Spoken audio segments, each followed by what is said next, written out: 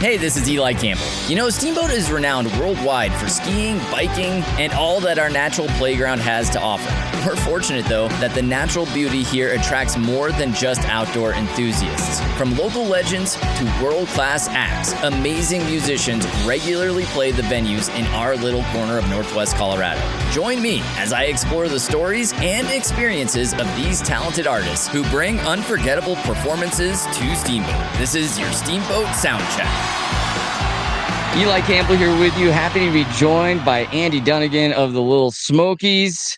Now, how are you doing this morning? It looks like you're just getting into your coffee early morning. How's it going? It's good, man. Yeah, thanks for having me. I am just getting into my coffee, my first cup of the day, the best one. I'm here in Missoula, Montana, and got a couple days before we head back out on the road. So, yeah, I'm here. Very cool. Now, obviously, the Lil Smokies, as a band, you guys are now 15 years old, having formed there in Missoula, Montana, back in 2009. Just hearing that, what goes through your mind? Oh man, a lot. But yeah, it's weird. We were teaching this. We were teaching a class, I think, either last year or something, to a bunch of young kids. And one of the kids asked how long I'd been in the band, and I had to kind of stop and think about that, because I was 20 years old. I remember I had a fake ID around Missoula, Montana here, and yeah, it's wild. It's been a quick 15 years, and I can't believe I'm still in the band. This is the only band I've really ever been in, my first band. So pretty wild, and it's been such an incredible experience, and I would have never imagined still doing this, and for a career as well. I'm very, very grateful and fortunate. Yeah, and of course, now you guys, when you formed back in 2009, it was in Missoula. You guys were all kind of living similar lifestyles in Montana at the time, but now the band has scattered across the country a little bit. I'm wondering, the vibes of, say, Oklahoma and the experiences people have in Seattle are very different from the Montana lifestyle. When you guys all come together, how's that impacted your music over the last decade and a half? Yeah, we have gone through a lot of changes. I'm the only original and Montana native now. Like, we all obviously met, like you said, in Missoula, and we're all kind of Missoula boys. But over the years, as we started gaining momentum, and then everyone quit their jobs, and we lost some members. I think this is on like amalgamation 4.0, we kind of joke about, because there's been quite a bit of changes throughout the years, and I think just life does its thing, and no one kind of expected this to become the full-time gig. But yeah, everyone's distinct and unique background, geographically, culturally, does permeate into the music now. And especially stylistically, Jake, from being from Oklahoma and kind of having that background, and kind of this sort of the country western stuff, Revs from our guitar player from Seattle, and brings a lot of the cool kind of songwriter vibe, the Pearl Jam stuff over there. And yeah, it's really awesome to see how this all kind of works and sort of sculpts the sound that is what the Lil Smokies sound like now. It's really cool. I mean, it obviously has helped evolve your music, and you guys released your last album late January 2020, which in hindsight, must have been a pretty bit challenging time to put out an album. I'm guessing it wasn't ideal for you. What was it like to have all that new music and not really be able to play it for the live fans? I know you were in the middle of a release tour that kind of got cut short, and then how are you able to progress from there? Yeah, that was a tricky time. I mean, who would have thought putting that record out right then would have been the kind of the worst time ever. Or I mean, I guess and to make Lemonade, a cool time too, because I mean, people still did listen to it. I'm still really proud of that record, and you know, it was the soundtrack of a lot of people's COVIDs, from what I've been told. You know, from some, you know, the fans. But yeah, we weren't really able to tour with that. You know, like you said, we were in the middle of a East Coast run. You know, right when all of COVID went down, and then we all kind of went our separate ways. I flew up to Canada. My girlfriend at the time, who's now my wife, I had been kind of flying back and forth from there. So I kind of saw that they were going to shut the border down, and I flew up there. And then, you know, like a week later, sure enough, they did. And so I was kind of trapped up there for, you know, for several months, because if I would have left, I couldn't have got back up. And yeah, we all really weren't able to. You know, a lot of bands played through, or they did stuff online, you know, or they, you know, they were fortunate enough to live in the same town, so they could still kind of play. But yeah, we kind of just took an indefinite hiatus, and yeah, it was definitely bizarre, you know. But we had all this music, and we still had, you know, everyone's hopes and dreams and a lot of plans. So we pushed through. We did lose a couple of members through that, you know, tribulation. But yeah, we're still here, and we just recorded another album, but that we've been sitting on for several months now. That I think we're going to be releasing in the fall. So that's exciting, because it has been a while. 4 years it's a long time of kind of rebuilding and getting our sea legs back on post COVID. You know, I know it was a while ago, but like it really did a number to a lot of bands, and ours was included. I mean, I think just sort of the internal remodeling, and getting comfortable with the new unit.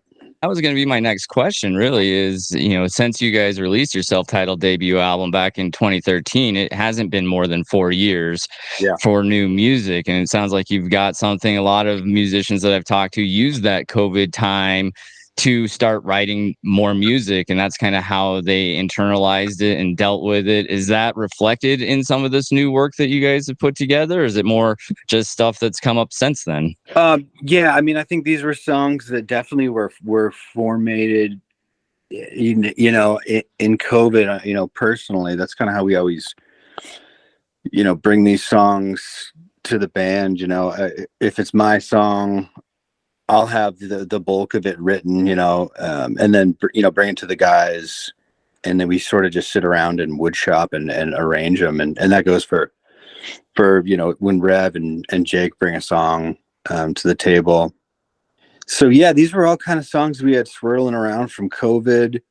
And I think thematically, it's definitely a more pensive, introspective album. Yeah, that definitely touches on, like, I think the sort of grieving process we probably have all gone through of you know, the before times. And you know, everyone did a lot of thinking, maybe too much thinking.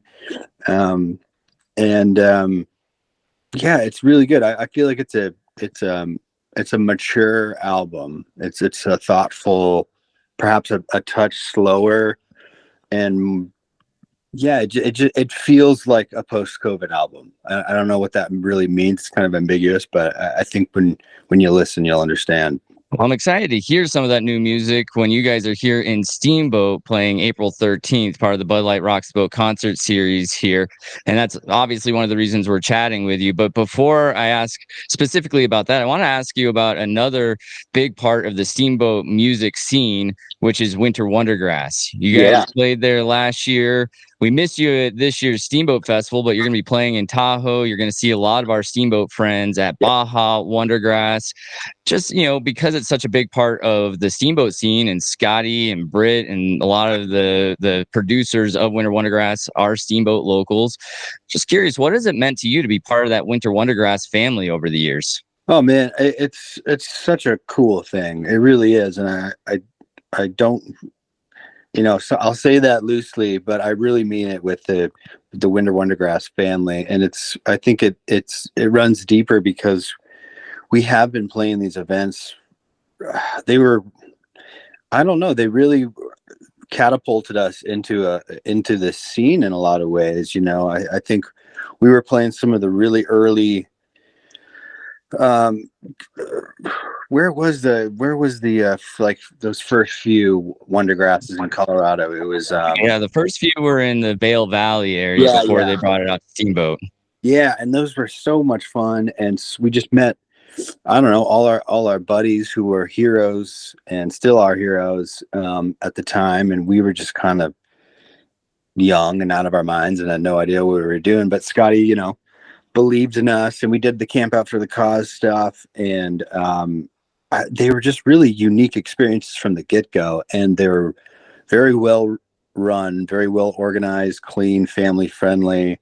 I mean, all these kind of pillars that were very ostensible back then, that are still present, and I think really part of the recipe for the success. But it's amazing, and I'm so stoked to go to Tahoe and Baja. That one's going to be really unique and really intimate, and I just can't say enough good things about the WinterWonderGrass community. Yeah, and that Baja event was new last year. They're putting it on for the second year, and they definitely bring a lot of people from Steamboat down there because it's our spring break here, and everyone that I talked to that went to it just had nothing but incredible things to say. Awesome. Now, in between Tahoe and Baja, that's when you're going to be making a stop here in Steamboat, April 13th, part of the Bud Light Rocks the Boat concert series. And those concerts are interesting from a musician's standpoint to me because obviously you're going to attract some fans of the Lil Smokies who are going to come out and really enjoy the music. But being at the base of a ski resort, you're getting in front of a lot of people that are probably there just for the great spring skiing that we have and maybe aren't familiar with you guys as a band as much, but it's such a cool little party scene. Hopefully it's a warm, sunny day. Yeah. What can the people that aren't as familiar with your music expect from the stage presence there? Yeah, that's a good question. I think we're going to put on our typical show, and I think you can, we play a lot of original music. We do, it's always interesting. Like when I get the question, how do you explain your sound? And I always encourage people to kind of come and listen for yourself. It is bluegrass, but it's a different twist on it. We don't play a lot of traditional bluegrass tunes. We'll do a couple probably in in 90 minutes. But yeah, we really kind of we focus on our original music, and it's sort of kind of pop rock, folk rock. I don't know. We there's some jam elements. But yeah, it's really melodically driven and lyrically driven, but it is very high energy. So, I think you can expect a little bit of everything. We like to throw in definitely some covers, and that kind of, especially at a setting like that where it's not a hard ticketed event. I think the power of a couple good covers sort of unifies the crowd. And we learned that early on back in the early 2009 Missoula days when we didn't really write music then. So it was like, if we did a bunch of 80s covers as a bluegrass unit, people would be like, what the hell? This kind of works. So it was, I really understood the power of a good cover back then. And it still really makes a difference. Yeah, well, we're definitely excited to see that on display. Andy Dunnigan of the Lil Smokies, I want to thank you for taking a little bit of time with me this morning. Again, you guys are going to be in town April 13th, part of the Bud Light Rocks Boat concert series here in Steamboat. Excited for that, excited for WinterWonderGrass, and just all around excited to know that you guys are going to be releasing a new album here later this year. So thank you very much for your time. Eli, thanks so much, man. This was a great way to start the morning and have my my first cup of Joe. So I'm really excited for Steamboat, and we're going to be in Ned, Colorado the day before on Friday. So if anyone's listening that's out there, tell your friends. And we're playing in Colorado a lot this summer. So I feel like we're always 3 weeks away from from the Front Range and Colorado towns. So we're excited. Yeah, plenty of fans have great opportunities to see you here in Colorado. So again, thank you and have a wonderful day. Hey, thanks so much, man.